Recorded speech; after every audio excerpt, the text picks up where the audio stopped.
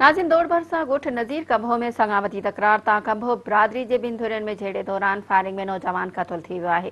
उन हवाले सां वधीक अपडेट करे रहियो आहे मेराठी जो रिपोर्टर राशिद लाशारी। जी राशिद, छा तफ़सील आहिनि? जी, दौड़ भरसा ॻोठ आहे नज़ीर कंभो, जंहिंमें कंभो बिरादरी जे ॿिनि धुरियुनि में जेको आहे झेड़ो थियो आहे। झेड़े दौरान 28 साला असगर कंभो जेको आहे मारिजी वियो आहे ऐं संदसि जेको अज़ीज़ आहे मोहम्मद अरशद कंभो उहो सख़्तु ज़ख़्मी थी पियो आहे, जंहिंखे गंटी जोगी हालत में जेको आहे नवाबशाह अस्पताल मुंतक़िल कयो वियो आहे।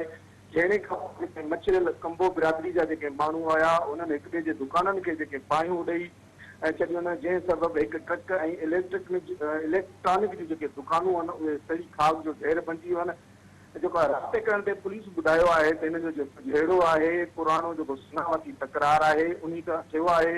इन वक़्तु जेको इलाइक़ो आहे उहो जेको जंग जो मैदान बणियल आहे ऐं वधीक जेका नफ़री आहे पुलिस तरफ़ां जेका तलब कई वई आहे। जी राशिद, तव्हांजी महिरबानी।